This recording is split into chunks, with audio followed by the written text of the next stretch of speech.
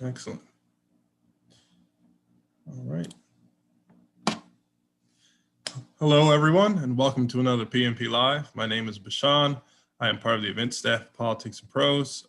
Before we do get started with this event, just want to go over a couple quick items. The first being that at any time during this event, if you would like to try to ask a question of either of our contributors, we would ask for you to try to put it into the Q&A box. They do have a presentation to give, so it may take a bit of time, but if we do have time for questions, then we will most certainly appreciate you putting them there.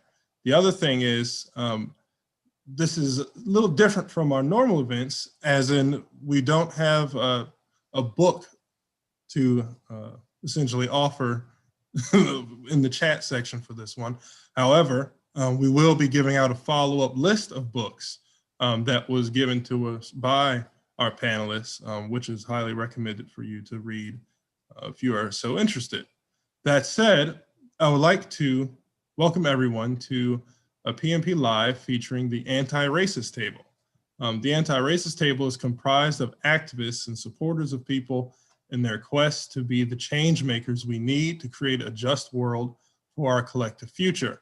In this discussion, you'll learn how to approach those with differing views so you can bridge the gap and learn how to integrate anti-racism into your daily life and teach others how to.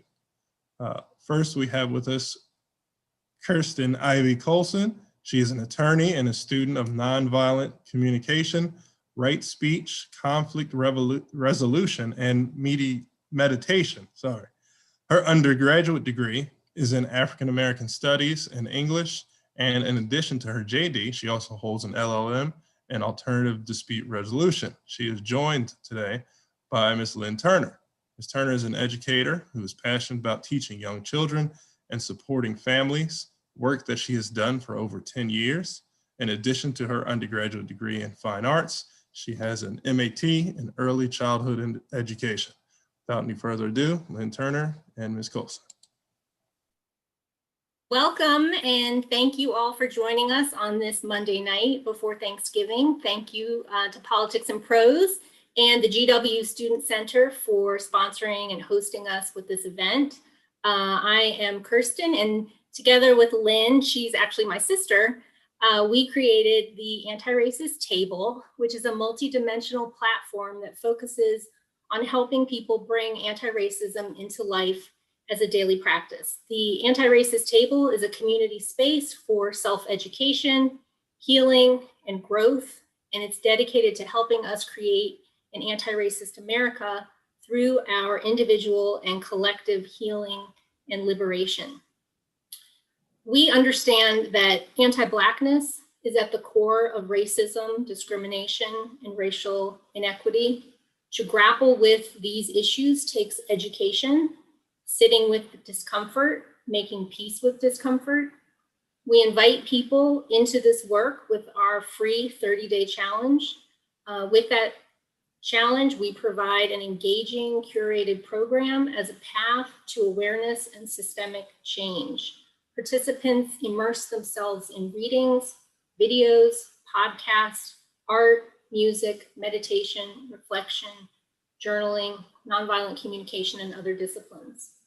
We created the Antiracist Table because we were called to this work as our way to do our part to move humanity forward. Our great-great-grandparents were born enslaved. Since we were young children, we have known that and seen that life is not fair for Black people. And sadly, we were resigned to that fact until this summer when everything really just changed. There was a collective shift that took place, a racial awakening, a call of our time manifested. The social unrest and demand for justice that we feel and many people across America feel is what we use to channel and to put into creating the Antiracist Table. It's a recognition that we must do better and that now is the time for that. And with that, I'm going to turn it over to Lynn. Thank you, everyone. for being here. We would like to begin our time together with a land acknowledgement. And I would like to share the land acknowledgement that we use that has been inspired by Ruth King, who's an African-American mindfulness practitioner, and she inspires us every day. I would like to call on my ancestors to stand with me as I acknowledge the Native custodians of this land, Washington, D.C., the Anacostan land, and the Piscataway people. Those people that are named, unnamed, known, unknown, past and present. We honor all traditions and traditional custodians of this region, and we recognize their continued connection to the land, to the water, and to the community. We pay respect to the earth, whose generous resources sustain us on a daily basis. We pay respect to the enslaved African people of this land who were bought, held, and sold here, and all of their descendants, and all of the people throughout the world who are in captivity. We pay respect to their spiritual labor, and we pay respect to our ancestors whose unwise relationship to race and racism we have inherited. We pay respect to our teachers and our elders, past, present, and emerging, and to all of the young people today who are teaching us now. We honor this gathering, everyone that is here, and we thank Politics and Prose and the GW student body for supporting and bringing this talk to you. May we recognize that we all share an aspiration to be free and to have liberation in heart, mind, and body. And here ends the land acknowledgement.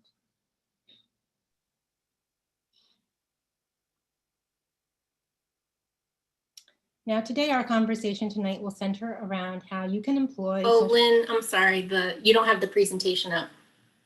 I do. It should be. Our conversation tonight will center around how you can employ social justice, activism, and mindfulness to promote anti-racism in your everyday life. There are many layers to unpack in terms of racist ideas and systems that are intersecting this Thanksgiving. Racism and the false narratives of the colonial settlers and the Wampanoag Native Americans at Plymouth Rock, our American holiday of Thanksgiving, the tension that is palatable, the divide in our politics in our country at a time when the traditional transfer of power following a presidential election is being challenged. We have the human rights crisis of the racial awakening and the Black Lives Matter movement demanding to be seen and given our rights as equal Americans. As if this weren't enough, we also have the COVID crisis. Each of these are intersecting and providing a unique opportunity for Americans to see themselves and each other in a new way. It is an opportunity to learn and reveal the truth, to build this country together in a way that honors equity, truth, and sees all human beings as human beings. This is Excuse about— me, Lynn. Sorry to cut you off. Can you click share screen again? The presentation isn't showing up on in the Zoom.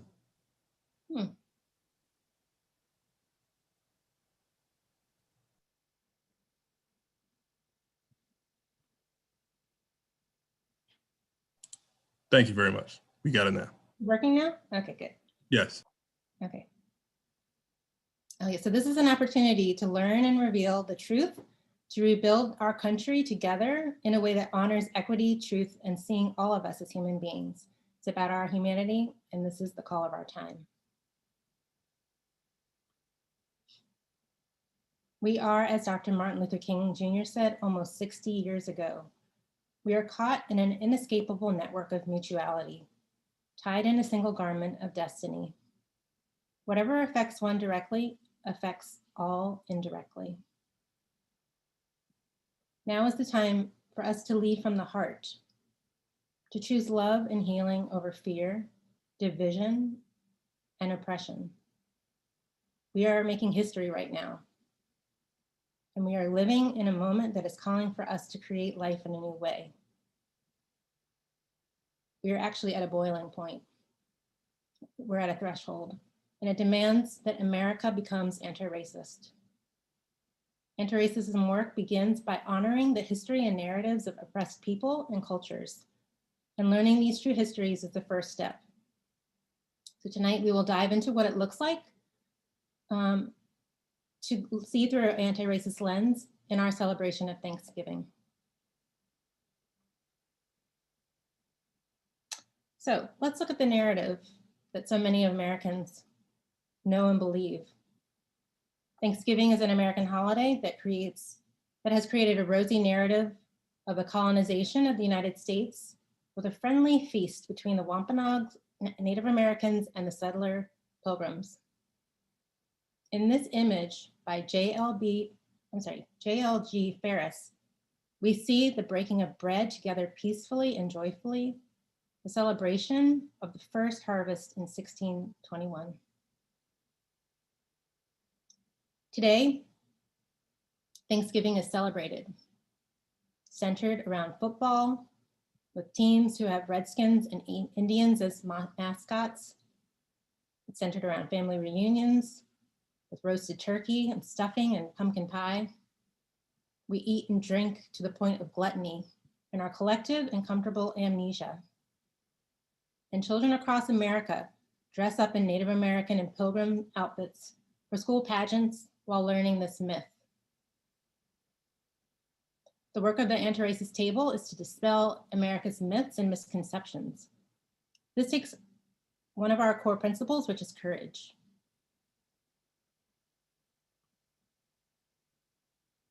Another interesting fact about Thanksgiving highlights the American tendency to romanticize and ignore hard truths.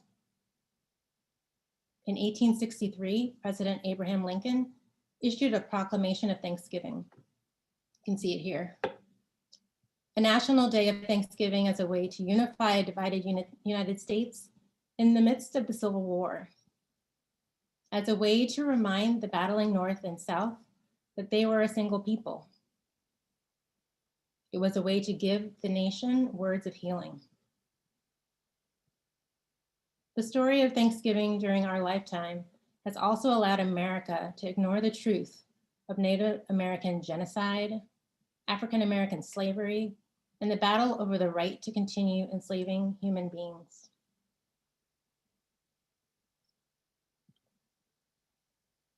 Anti-racism is about unlearning and relearning the Thanksgiving narrative.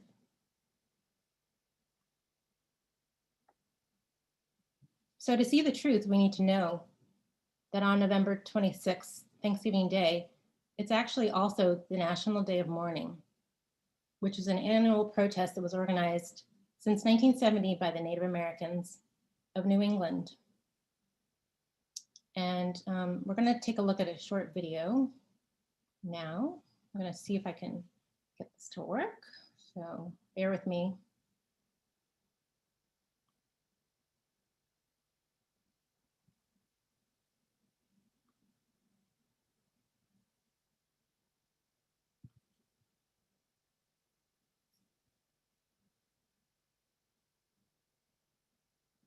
When it's Thanksgiving I'm sorry, let me try to get it back to the time, I usually just kind of brace for like ignorance. We can't see it, Lynn. Celebration, a day to give thanks. Can't see it. As an Indigenous person. I can't see it. Hold on. Sorry, folks. We're still figuring out Zoom. Hold on, let me try again. I'm gonna unshare and then I'm gonna share again.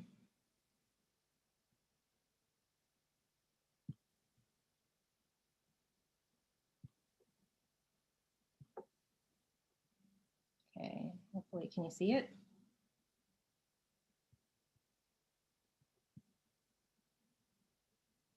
And it's. Can you guys see this? Anyone can see it? Panelists said yes. Okay, good. Now, if I can figure out how to get it to start back over. It's the exact opposite. I had to get past the anger. I mean, anytime that a young person grows up and realizes that they're being lied to, they're going to get a little bit angry. around that time of Thanksgiving.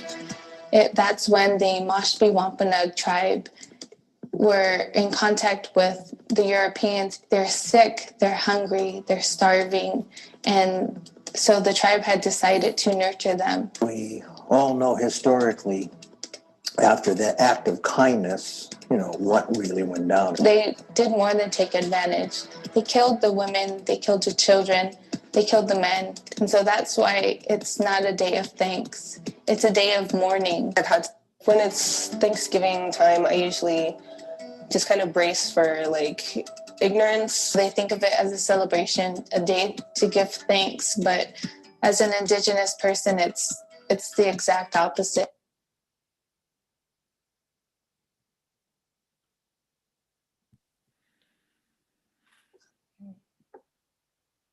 So we'll be sure to put that link in the chat.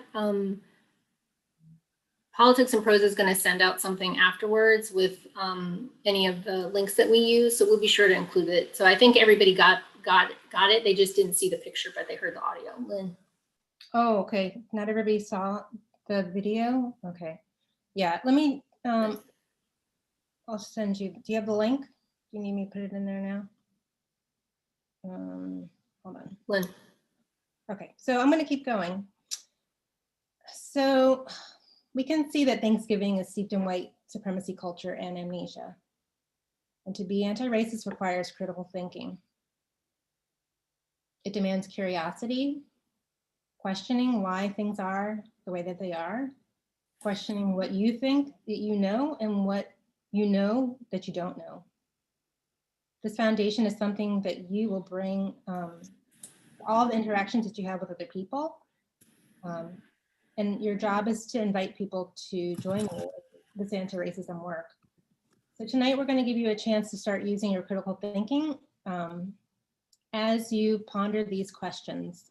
If you have something to write with, you can write down your thoughts or just think about them in your head as we look to reflect on these questions about Thanksgiving. What might most Americans be unaware that Thanksgiving was intended to unite the country during the Civil War?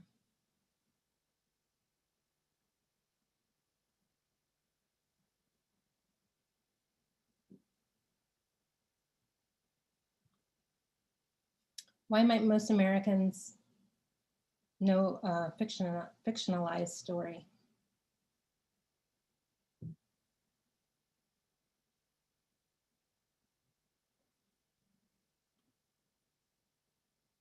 And Politics and Prose is here in Washington, D.C. The Washington Redskins have had that name since 1933. Only this year, in the wake of George Floyd's protests, has the owner agreed to change the name. Why has it taken so long?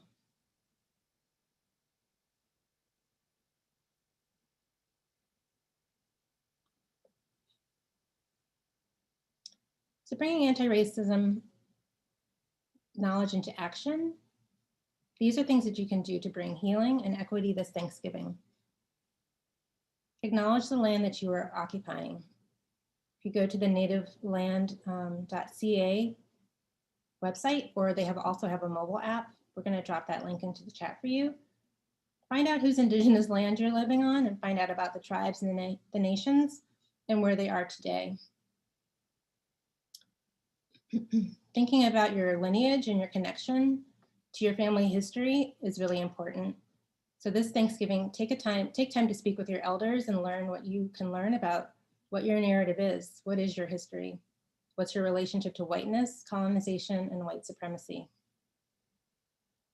Create new ways to celebrate Thanksgiving that honors this true story.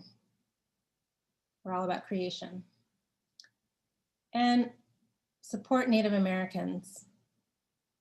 We have lots of links that we're going to drop into the chat with some organizations that are nationally recognized and locally recognized that are doing great work.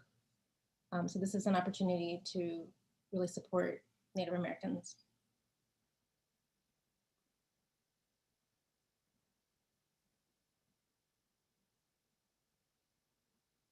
Kirsten, I'm passing it on to you.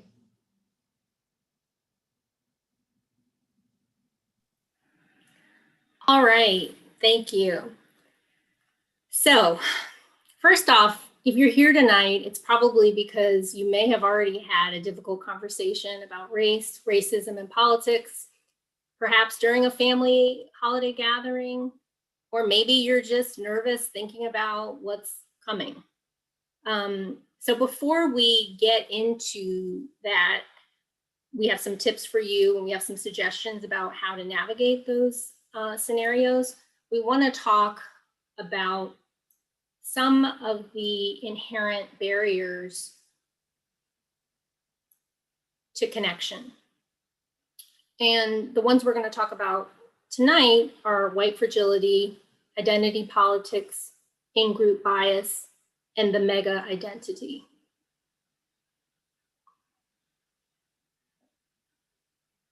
Lynn, you could go to the next slide. So one reason it's important to talk about these inherent barriers is not to discourage you from having these hard conversations. Knowledge is power and information is power. And the more you know and understand about other people and how they think and how they react and how they respond and how people are wired, it's going to help you be better prepared. Also, it's going to help you manage your expectations. It's going to help you figure out which conversations you should engage in and which ones just really aren't going to be productive and maybe are just going to make you exert a lot of energy and you don't really move the needle at all. So when we talk about white fragility, this is a quote from Robin DiAngelo's book, White Fragility. We're talking about how white people can be defensive when issues of race come up and how feelings like anger, fear, and guilt come up, and people respond by either withdrawing or becoming argumentative. But the end result basically is that you're not going to have a connection. There's not going to really be any real discussion. It's pretty much a roadblock. So that's one thing to be aware of and to be sensitive to, that some people that you want to have these conversations with that's what you might receive. And so just knowing that going in, you can kind of see it and recognize it. And maybe you've had your own experience with white fragility. What kind of underscores all of what we're going to talk about tonight is really empathy and really what it takes to make connection. And so if you've experienced white fragility, that's a point of connection that you might have with a family member. You know perfectly well what it feels like, how you felt the first time someone said something and the hairs on the back of your neck bristled, or your jaw clenched. So that's a point of connection that you can empathize with them, and you can also meet them where they are because you know what it's like. Lynn, we could go to the next slide. Identity politics and in-group bias. So the point here is that this is a quote from Liliana Mason, Uncivil Agreement. She's a professor at the University of Maryland, and her book is on our book list for the talk tonight. The point here is that there is this inherent in-group bias. And the point of this is just to be aware of it. We're not saying anything about whether it's good or bad. There are scientific reasons, like psychological reasons, why we behave that way. And it's just something to be aware of. We can go to the next slide, Lynn. The mega identity, this is also from Liliana Mason's book, Uncivil Agreement, and it really gets to the core of the times that we're living in now, where we have this tribal politics, and there's so much of people have so many identifiers tied up together. And many of those are tied in with a political party.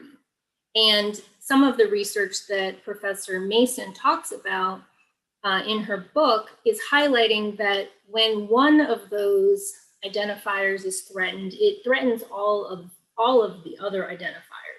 And so just understanding that when people feel threatened, their automatic reaction is fight, flight, freeze. So that is the way the body reacts. That's the way your mind reacts. And that's not a rational reaction. It's more an instinctual reaction to keep you safe, but it doesn't allow room for reason. And it might not be the most logical approach. So understanding that people are extra sensitive or extra reactive because they feel threatened. And so just bearing that in mind can go a long way. And I think that as we're talking about right now, this talk really applies to race. It talks about politics, difficult topics that people are struggling with. It applies to all of that. And one thing we want to say on the empathy point is that, if your person didn't win the election, say your person did win the election this year, you know what it felt like 4 years ago when your person maybe didn't win the election, or in previous years when your person didn't win the election. And so there's a temperance of just trying to respect the fact that people are feeling a lot of different things. And right now, with COVID, we, more than 12 million Americans have been infected. We have over 250,000 people who have died. There's no way around the fact that these are hard times. And in the midst of that, we have this racial pandemic, which has always been present for Black people, but is now more people are aware of it. But bearing that in mind, that these are difficult times, and just thinking about that before you have any conversation with anyone, understanding that Thanksgiving is a time where we need to be with each other. We need to draw strength from each other. So with that, we're going to dive right into some just practical tools and tips, which are centered around really our core principles at the Antiracist Table. To be anti-racist, our philosophy is centered around these core principles: intention, empathy, courage, humanity, love, education, equality, individuality, allyship, and anti-racism. And you're going to bring all of these things to trying to improve your communication with other people. Intention, you're going to set the intention that you want to speak to someone to understand them. You're setting the intention to engage in a way that's going to help you have connection and get to understand their position better, that you're not in it to just convince someone to come to your point of view, but you're consciously deciding that these are things that you want to do. Empathy, we've talked about before. Courage, yeah, it's sometimes it's a lot easier to just not say anything and to not bring up something that is going to make someone uncomfortable or is going to be awkward. But I don't know, why are you alive? Honestly, when it comes down to it, we all have to bring our courage, and we have to be courageous, because what are we here? Why do we exist? What are we here on earth to do? And if you remember that, that can push you, a little bit. And you can always start small. You don't have to have the hardest conversation. You can take baby steps, and you can talk, dip your toe in with something that you feel comfortable, but is still a little bit of a push, but isn't out there that it feels like, we're asking you to do something that you can't possibly do. Humanity, to see that whoever you want to have this conversation with, and maybe their viewpoint is just the extreme opposite of where you are, is to see their humanity. If you can see their humanity, that's going to help them to see yours. And when you can see someone else's humanity, it's easier for you to hear what's really going on with them. Why are they so dug in on this position? Why are they so upset? Why are they enraged? It's the humanity part that allows you to get past all of that and understand where they're coming from. And And honestly, it's also, you can connect to your own feelings. And the truth is that we all know what it feels like to be angry. We all know what it feels like to be sad. We all know what it feels like to be, to feel overwhelmed or frustrated, or, all of these things. These are all human emotions that we all share. And, sometimes you can just say, well, I hear you, you sound like you're really angry. And, ultimately, people want to be seen and to know that they've been heard. And when you can just talk to someone and listen and make it clear that you're listening, that goes a long way. And sometimes, because many people no one ever does that, because we're all, busy on our phones. We're looking at TV, we're looking at our screens. We're thinking about what we're going to say next. We're thinking about the next point we want to make. So love underscores everything. If you can connect with people from, what brought you together in the first place? Why are you, you care about this person? Why do you care so much that they're on one side and you're on the other? It's remembering that, tapping into that. Education, understanding what is going on with this person. Why do they feel the way that they do? You can also use education as a way to help show people or share with people your perspective. If you feel really strongly about the racial reckoning and you have a family member who, just thinks Black Lives Matter they just don't have a positive thing to say about it, you can bring the education that why does Black Lives matter? Why does it matter to you? You can educate them on that. And that's not necessarily controversial.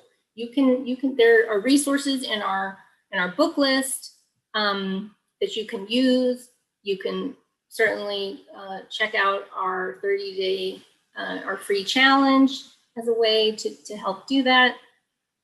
Equality is seeing all of us each as equal. Individuality is, seeing the person as a person instead of as a group, whether that is race, looking at people only seeing them through the lens of through their group identity. And in America, Black people are assigned a negative group identity. We're put in a group of, I could run off a list of negative terms used to describe Black people. And it's, we're individuals. We're not a monolithic group, and we don't get that benefit. But the same, I would say, in the politics, in this division, this tribal politics that we have, all Republicans are this, all Democrats. No one is a group. We're all individuals. So, when you have these conversations, try to connect with the person, the one individual that you're talking to, not that group, that big group that you don't like, that they associate with. Because it's the one-on-one connection that's going to help you. Allyship, having these conversations is, that's you being an ally. As Black people make up 13% of the population in this country, and we are not going to turn this, we're not going to turn this thing around by ourselves. And we need other people out there doing this work, bringing in people. That's what we need. And then obviously this is anti-racist work. So with that, Lynn, we can go to the next slide. I'm going to go into a little more specifics. So before you even start to have a conversation with someone, this is really, really important. You need to ask yourself if it's the right time for this conversation. And that can mean a lot of different things. That can mean your uncle just said something so offensive and you are like fuming. You can barely, the anger, or maybe the anger is just simmering, but you know how that goes sometimes. It's simmering, and any second somebody could say the wrong thing and you don't know what you might do or you might say, and it's going to end up being a mistake. So you're not going to be effective, first off, because you're caught up in your emotion, and it's probably not going to be productive. So is it the right time? Also, maybe you're in the middle of, you're having a lovely moment and it's not the right time. Or maybe the person is just a really difficult person who you've had these conversations before, and all they do is argue and yell back at you, and you kind of already know this is not someone that you're going to really get anywhere with. So maybe that's not a person that you ever need to have this conversation with. So you want to make sure you're in the right headspace, that you're calm, that you can talk about it. You can talk about why it's important. You can be curious about them and what's going on with them and why they feel the way they do. What's your goal? This is really important, because most people, I think, when we talk about this topic, you're going to have a conversation about race. People think their objective is to change someone's mind. And, I'm going to say, look at your own life experience on that. How many times have you been able to change somebody's mind? How many times has someone been able to change yours? It's not an easy thing to do. Last week, we had John Bwin from Seen on Radio on our platform. He was talking about his show, Seeing White, that he does with Chandrai Kumanyika. And he said, and this podcast aired in 2017. So that's been, a good 3 years. And he said he gets, people writing him all the time. And from all the times that he has heard from people, he's had one person say that they showed the podcast to, this woman said she showed the podcast to her dad, and he changed his mind. And so that's just to say that that's a hard thing to do. But don't give up. I'm not telling you give up, because I'm going to go back to Robin DiAngelo and White Fragility, and she, she says that that white liberals are her specialty.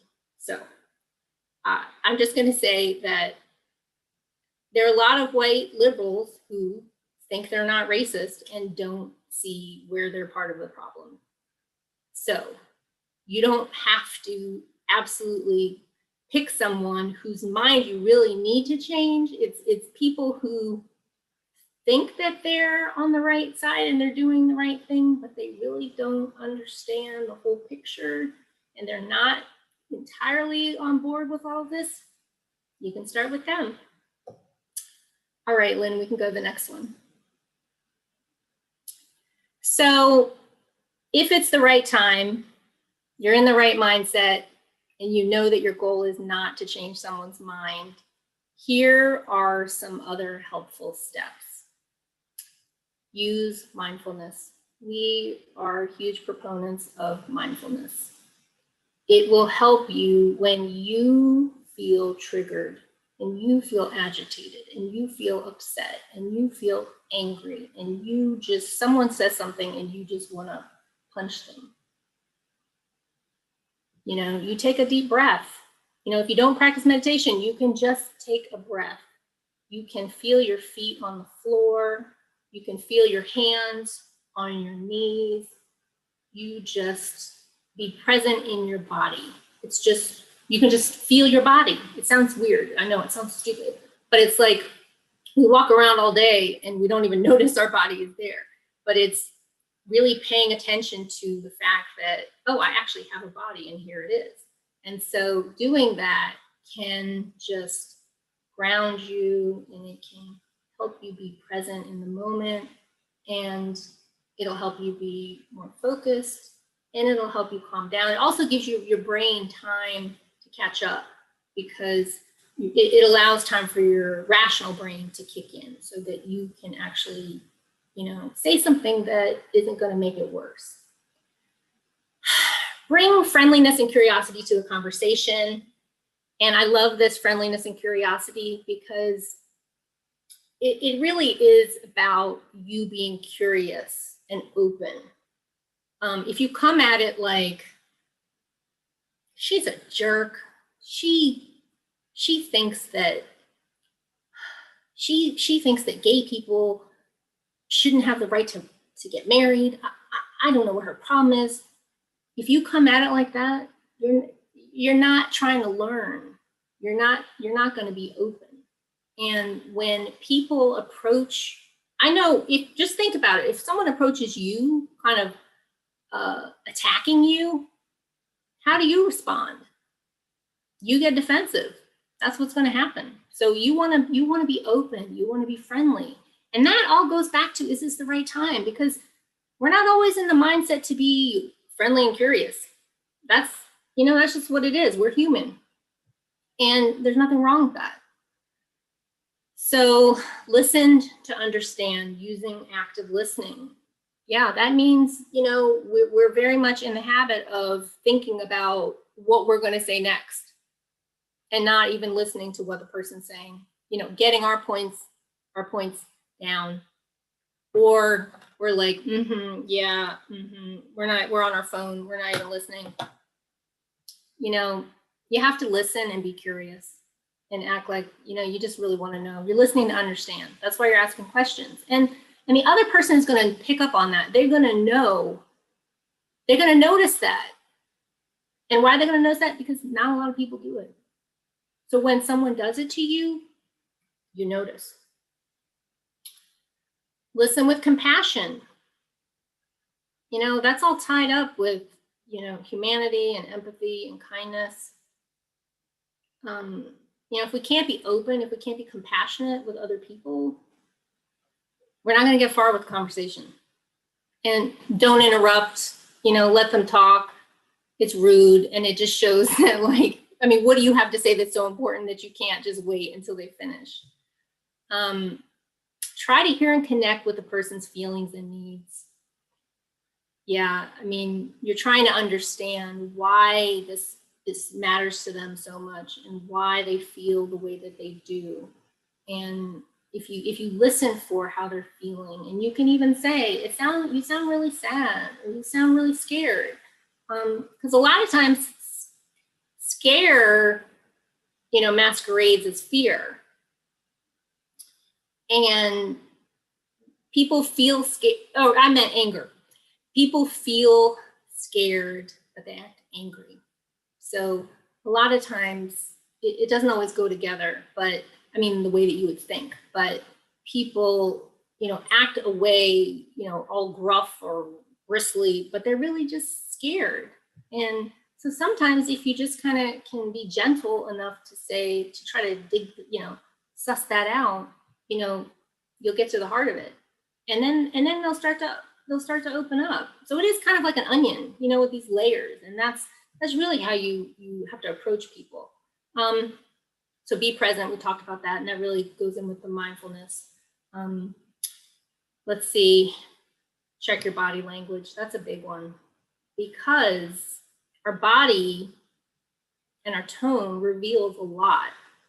The words, the words are one piece of it, but the rest of our communication is physical. It's our body, it's our tone. And if your tone and your body are tense, or like you want to attack, or like, angry, no one's going to be open. It doesn't matter. You can do all the things, you can say all the things I just said, but if the whole package doesn't fit, they're going to know that you don't mean it. And they're not going to feel safe. That's the other part of it too, is that you want the other person to feel safe so that they can tell you whatever it is. So you can have an honest conversation, because this takes vulnerability. You should look up, I'll put it, Lynn will have to put it in the chat, but Brené Brown has a short on vulnerability that we love. And because vulnerability is a superpower, it doesn't get the respect it deserves, but it's the pathway to connection. And so learn to use it. And not that you're using people, I mean it to use it because it's good. It's what we need as people. Avoid being confrontational. I think I've covered that. It's just, you're just going to get an automatic reaction. defensiveness. And sometimes, you know what, you have to pause and step away. Sometimes you just say, you know, you can say, I'm sorry, you're saying so many things. And I mean, not you're saying so many things, you know, you could say, it's really important to me what you're saying. And I'm really just having trouble, you know, taking it all in. And I need just a second to gather my thoughts. Something like that. So the person knows it's important and that you just need a minute, you know, and maybe it's not the right time. You can just say, you know, you appreciate what they've told, you know, opening up and talking, but, you know, it just feels like maybe for today, we've kind of, you know, covered as much as we can, and maybe we can revisit another time. Or, you know, I hear what you're saying, and it sounds like, you know, we see things differently. You know, you can end it like that. And speak in the first person. You always talk about things from your perspective and not telling other people what they feel, because you don't know what other people feel. You know, if you want to, you know, say it back, you can say, it seems like, or if, you know, I'm hearing, or I think, is that right? You know, so that they are the person who can confirm, or, you know, what, if your perception is accurate. And, you know when to walk away sometimes. And that might be that you don't ever have the conversation, because maybe all the things haven't lined up right, and it's not the right moment, and you're not in the right headspace. And, you know, that's fine. There's no one who's going to judge you and say, you should have had that conversation. You know, it's better not to have the conversation if you think it's one that's not going to lead anywhere, and it's just going to make tensions mount and create more division. You know, it's just not the right time. Lynn, we can go to the next slide. So another tool that we love is the Greater Good Science Center at UC Berkeley. And we just have to give a shout out to Jason Marsh and Jeremy Adam Smith, our friends there. They put together this building, Bridging Differences toolbook. And so check out their website. You can read more about this tool there. But essentially, what they recommend is putting people before politics, you know, connect on the human level as individuals first. And that means, you know, connect with something. What is it that, you know that your cousin who, you know, you think is a racist loves, I don't know, loves the new, I'm trying to think of something to watch, some new TV show. And, you know, you love the TV show too. And like that's a connection. And you can see the person as an individual instead of this group identity that's not good. So connect on the one-on-one, something you know about the person on a personal level that helps you see them as an individual instead of someone who falls into this big group that you don't like. Perspective taking. We've been talking about this the whole time, and that's, you know, trying to see it from the other person's point of view, trying to get to understand their point of view. And part of this too is you sharing your point of view and why, whatever it is you want to talk about, why it's important, why does it matter to you? But it's presenting it as just, you know, why this matters to you, and not in a blaming, you know, angry way. And, you know, that's why it's important. You have to be in the right place. So you can't be all riled up. You just you gotta be in the right place. Find shared identities. That I kind of talked about in the beginning. You know, what do you have in common? And that's the thing, is that we all have something in common. You know, like right now, you can even talk about, you know, what do you miss most as part of COVID? You know, coffee with friends, just, I don't know, doing things that we used to do, being able to travel, you know, like we can all connect on these things because we're all living through it. But you can pick something more specific. This is someone you know, on a different level. You can pick something, and that's going to help you connect. And that helps you see their humanity when you do this individual, when you go on the individual level, it helps you see the humanity. And you're kinder when you see the person, because when you see the group, they're like the other. The groups are other. And, I'm just going to put it in now. We're not necessarily talking about this, but that's, gets to the heart of anti-Blackness. But you should do our challenge if you want to get more on that. Understanding their values, that's what we've been talking about this whole time. And try self-distancing. I see we only have 8 minutes left. So Lynn, let's go to the next slide. I'm just going to cover these two really quickly. And this, I've really kind of been talking about this the whole time, but this really is nonviolent communication. And Oren J. Sofer, his book, Say What You Mean, is on the list. And he's someone that I've studied with. And he just, if you really want to practice communication, I can't recommend him enough. But he says everything we do, we do to meet a need. And if you understand that about people, it'll help you, because if you can look for the need and focus on that, that's the way in. And that's the way to real connection and understanding.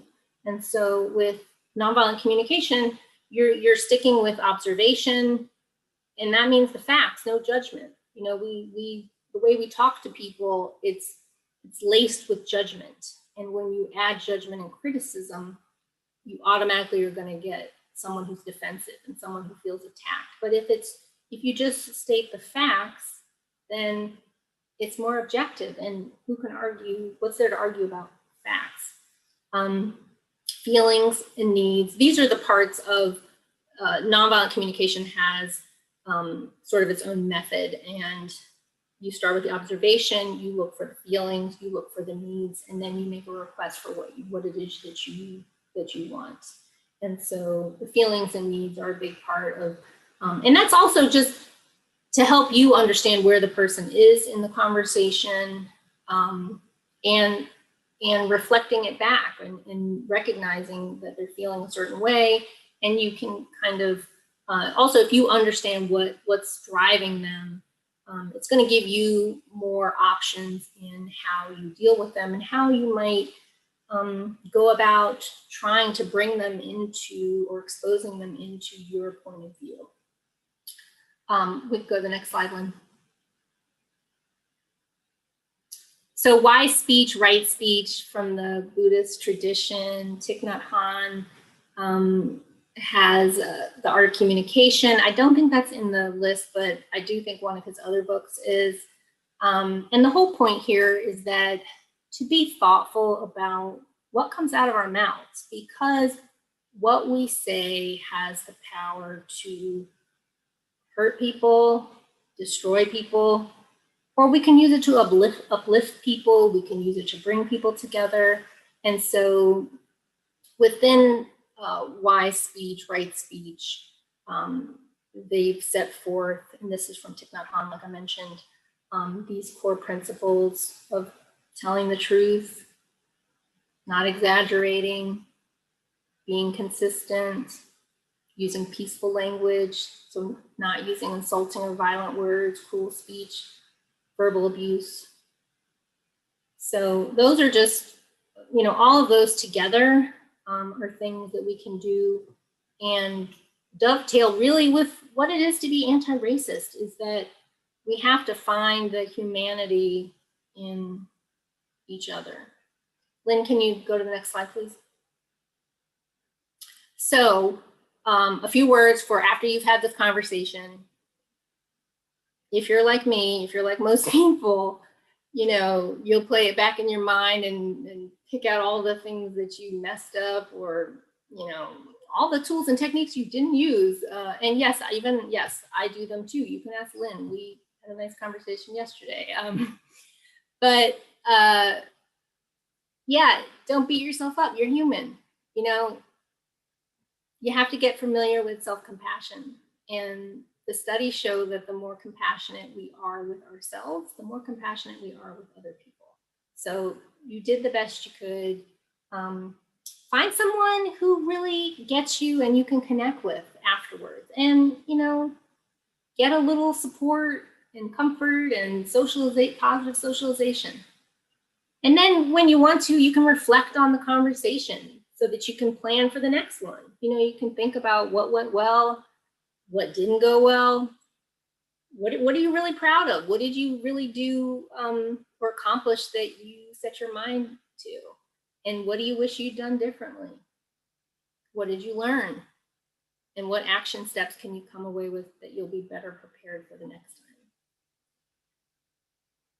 So Lynn, you go to the next slide. Okay, we've got 3 minutes left. And so I know that was a lot, but we hope it's helpful. And we wanted to let you know that we have some upcoming events. You can check us out at the antiracist.table.com. And yeah, I think, I'm not sure, we have 3 minutes left. I don't know if that's time to take a question, Rashawn. Do we have any? We can get a few questions in. We okay. have a few minutes, but we can make it happen. Okay. The first one I wanted to ask, since there's a little bit of time, because a lot of people were asking this, I don't know if this is specifically for Lynn or if you can also help, but some people wanted to know if they could get a copy of the land acknowledgement that Lynn said at the beginning, if that's something that's written down somewhere. Where is Lynn? She's here somewhere, I guess. Okay, so we've got a request for the land acknowledgement. So the land acknowledgement is not written anywhere. It was just something that I was inspired to write, and based on some videos that I listened to of her speaking. But I'm happy to share our land acknowledgement because we do use it regularly, and we shared it with Orange Chauffeur because he liked it when he came onto our platform. So he has it as well. So I'm happy to make a copy of it and share it. The more people that are saying it, the more that positive energy and vibes going out into the world. So happy to share that. And we did put the native land link in the chat where you can go and find, the native land where you live or where you work. You can look it up on that map and it'll show you. Since we are running out of time, there's one more question that I want to make sure that we get to, because it was asked by GW student Yasmin. She asks, what can we do to educate older generations on becoming anti-racist? So a generational divide. Yeah, I mean, honestly, our 30-day challenge, you can say, we're going to do this as a family, or you pick, we have a lot of resources in our challenge. They're all free. And, you can pick something that resonates with you. And we use a lot of material from the Equal Justice Initiative, EJI, and they have these phenomenal videos that say so much, so beautifully. You can start with something like that, just to, sit down with them if you have that kind of rapport or connection where you can just say, whatever you're feeling about all of this, if you tell them, they're gonna understand, they're gonna hear that, and that's what they're gonna connect with. And if you say, it's really important to me that you understand, and would you spend 5 minutes with me to watch this video, and then you could watch it and you could talk, and then you can take it from there. You can build on it and start infusing different things. You could do a book club. I mean, you could read Cass together. You could pick a book off that list and say, you and I, we're going to read this book. We're going to talk about it once a week. And, that's going to open up their mind. Those are the things that I would recommend. Yeah, and I would say also that just talking to them and, like Kirsten was saying, like connecting with them, just so that you can learn their history, their narrative, their story, understand what they know about racism. What's the narrative that they've been telling themselves their whole life? And is that the narrative that you are also kind of learned as a child. Doing our challenge is something that a lot of people have found really helpful because you can do it in the privacy of your own home. This is really root work. It's deep inner soul work. And you really do need to have a safe space to do it. And so our challenge, it's curated in a very, well-rounded way. But we kind of layer those, like Kirsten was saying, like the onion, we kind of layer by layer all of the different aspects that you need to learn kind of in baby steps. So you're not taking in so much at one time. It's a lot of information and it's a lot to kind of go through all at one time, and you can do it at your own pace. You can do it by yourself, with your reflective journal.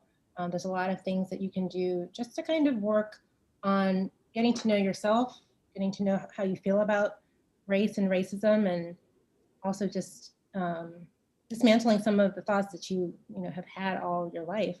But that's one way that we definitely see people are connecting with this work is, those diversity and inclusive equity workshops are all great, but you really have to start with yourself first. And you have to do this kind of foundational work, which is, understanding African-American history, understanding the legacy of slavery and how it impacts life today, and then working with all of the different obstacles that keep you from really living into this work. So having all that support, we really, center love and gratitude and compassion and art and beauty and fun inside of the challenge. So it's not just like this heavy thing that you're doing. Like, we're inviting you to come and do this work, and we don't feel that anyone is late to the party. Everyone comes when they can, and we just want everyone to take up this work and know that you're part of this larger collective of human beings that just want to learn to coexist in a way that we all can thrive. And I have one last question for both of you. We ask all of our contributors if there's anything you're currently reading, and if so, could you please share that with our attendees? I am reading They Were Her Property, White Women as Slave Owners in the American South by Stephanie E. Jones Rogers. And I am reading the Handbook of Yoruba Religious Concepts, which is, I'm learning about my own roots and my ancestral lineage and all that folk knowledge that I didn't get as a child. Now I'm learning it now. So this is a great book. Thank you very much. Thank you very much for your presentation. Thank you very much for all our attendees. I want everybody to stay safe and have a happy holidays. Thank you. Thanks, everyone.